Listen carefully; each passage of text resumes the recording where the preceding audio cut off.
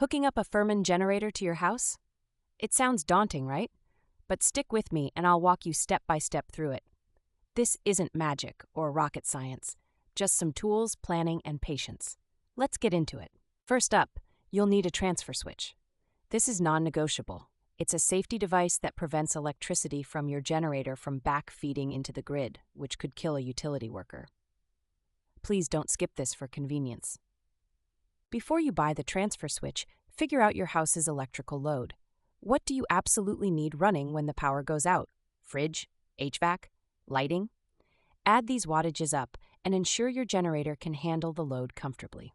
Now, hire an electrician or become one temporarily. Installing a transfer switch must connect to your home's electrical panel. You can DIY if you're handy, but it's not for the faint of heart. Electric work can be lethal if you're careless. Pro tip, double-check everything.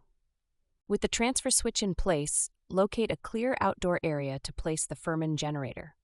It needs to be far enough away from windows and doors to avoid carbon monoxide poisoning. 5 feet minimum clearance is the rule of thumb.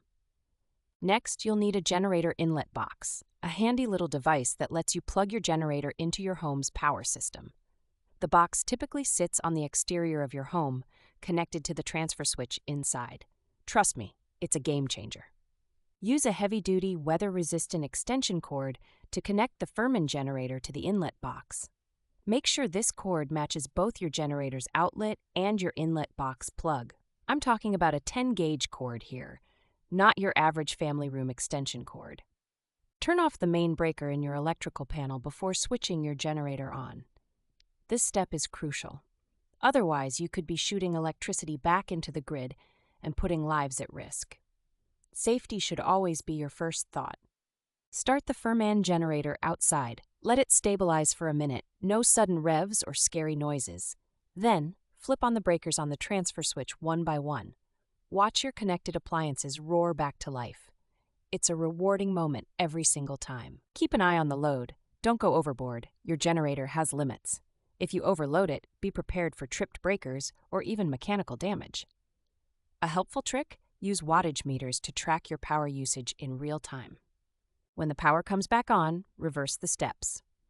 Shut off the breakers on the transfer switch, turn off the generator, and disconnect all cables. Take the generator back inside or cover it securely. Maintenance is your best friend here. Lastly, test the setup every few months, even if there's no outage. Generators need exercise to stay functional, and practicing the process ensures you won't panic when an actual blackout hits. Trust me, you'll sleep better knowing you're ready. And there you have it, a Firman generator connected safely and effectively to your house. It feels kind of empowering, doesn't it? Like you've beaten Mother Nature at her own random game. If you've got questions, the comment section is calling your name.